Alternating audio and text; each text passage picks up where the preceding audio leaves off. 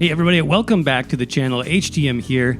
Now, in addition to the High Isle chapter news that we got earlier this week, we also got a lot of information about ESO's next patch, Update 33, with some pretty significant combat changes. Now, these changes could make hybrid builds insanely powerful in some instances. So could hybrid builds be the new meta in some cases? It's looking like that might actually be possible. Lots to talk about here, and I want to break it all down for you in this video. Before we jump into things, I want to show you guys a few updates I've been making to the old ESO battle station. Specifically, I've been working on cleaning things up, getting rid of some of my desk clutter. I added a keyboard tray underneath so I can move that out of the way when I'm not using it. And the folks over at Epic Desk sent me something new to test out as well, one of their limited edition desk mats. So right away, I really like the packaging. The desk mat comes with this custom sleeve to help keep out dust and dirt, which is great. And there are tons of designs available with these desk mats. All of them are limited in release, so they'll only make 100 or 250 of a certain design, and then they won't make any more. The design I picked is called Buccaneer Battle, which I thought was perfect for this year's chapter theme in ESO. It really fits that teaser trailer that we saw. Plus, I just like the dark tones, which fit well with my black desk. If you're wondering about size, there is just one size available currently, which is 36.5 by 15.75. It fits my desk perfectly, but you may want to measure your desk just in case to make sure it fits. So initial impressions on the desk mat, super high quality materials, great feel. There's a good tread underneath so the mat doesn't slip at all. And here you can see the limited edition numbering and signature. Thickness is also good, not too thick, not too thin. I did play some ESO with this after setting it up, and I like the mouse gliding and the tracking. It gave way more control to me than just my standard desk alone, and without the flimsiness that you sometimes get with a regular mouse pad. So I can definitely recommend these desk mats after having it now over a week. If you're interested, then head over to their site. That's epicdesk.shop. Check out some of those designs. You can also use code HACK during checkout for 15% off any stock desk mat. So let's go over that huge combat preview first. This was posted both on the ESO forums and also on the ESO website. This is from Gilliam. Greetings, everyone. Today, the combat team would like to officially welcome you to 2022 by giving you some insight on what's coming to combat in the first update of the year. We've been keeping a close eye on all the adjustments we made over 2021, and we're relatively happy with how the game has been evolving combat-wise, with character expression and freedom of build choices, and we are dedicated to continuing this work through and through where it matters most. In Update 33, the changes are focused on making almost every player ability in the game scale dynamically with your highest offensive stats. Similar to what we've worked on with passives and item sets, we want to ensure you feel empowered to pick an ability or weapon based on the gameplay mechanics and expression they offer you first and foremost, with fewer restrictions. This means any ability that used to scale exclusively with spell damage and max magicka will now dynamically scale with weapon damage and max stamina and vice versa. With this, we want to retain the identity of many playstyles by reinforcing ability cost as a limiting factor and how frequently you can engage with abilities, but with less concern as to how powerful that ability is based on the stat path you've chosen. Now, let me break that down for you just a minute because that is a lot of words. Basically, what this means is that once Update 33 hits, again, this is going to be like March, early March, stat scaling is going to be dynamic. That means the abilities will scale in damage based on your highest stat, whether that's spell damage and max magicka or whether it's weapon damage and max stamina.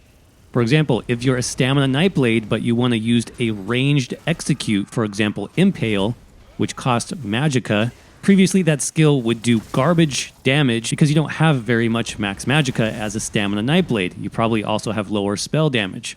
Well, that ranged execute skill Impale will now scale up in damage with your highest stats, meaning it will be looking at your weapon damage and your max stamina for damage calculation purposes if you are a stamina-focused Nightblade. This has a lot more possibilities, which we can definitely talk about in a minute, but let's keep on going.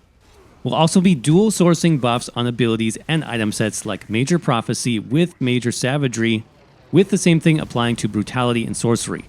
In the long term, we plan on simply merging these bonuses so there are fewer names and effects you need to worry about, but there's a lot of behind the scenes work that will result from that, and it may take quite some time before we're able to do that. Okay, this is awesome. This is something I have been hoping for a while now, and they've done it before, right? They've done it with the armor stat, mixing together physical resistance and spell resistance.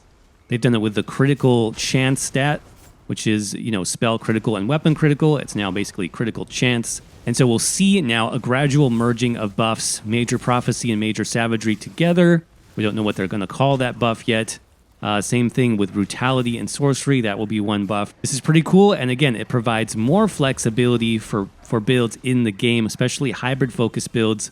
One of the things that I struggle with is getting all these buffs on one character because we have a limited amount of bar space, right? Especially if you need both Major Prophecy and Major Savagery. You want all your crit chance available. You had to slot 2 buffs in some cases. Now you should only need to slot 1. Same thing with Brutality and Sorcery. This is a great change. I love this. Continuing on, in addition to the continuation of hybridization, we've also gone through many abilities and cleaned up some of their functionalities, making sure the ones that aren't used as often receive some sprucing up to make them feel more up to par with abilities of their like. This is in addition to the usual bug fixes, backend improvements, etc.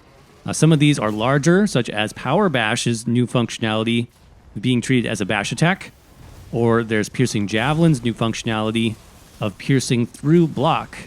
Most of the adjustments are not as flashy or different, but instead gain added quality of life improvements, like increased durations for easier management or scaling adjustments. And they listed an example here, for example, Lotus Flower, giving you the choice of more healing overall or a significantly longer uptime. So I like the examples that they gave, especially Lotus Flower for Wardens. The morphs now won't just be, one stamina morph, one Magicka morph. You'll get all your crit chance on either morph, and then you'll have more specific differences in the morph choices. One is going to have a longer duration, one is going to have more healing, but you get the same buff either way. This is, again, it's a really nice change, and it's even better for hybrid builds, which I think are going to be super strong next patch, you guys. I think there is a lot to unpack here that we could certainly talk about. I'll be talking more about this next week once we have the actual PTS patch notes. I think we'll see loads of skills being changed in this way. But the main thing here is the scaling factor, right? And abilities now scaling off your highest resources dynamically rather than based on the skill itself. There's so many ways that this could be worked into builds. I mean, we talked about some already. For example, let's say you're on the stamina build. You could run a Restoration Staff back bar, or maybe a PvP build or a solo PvE build.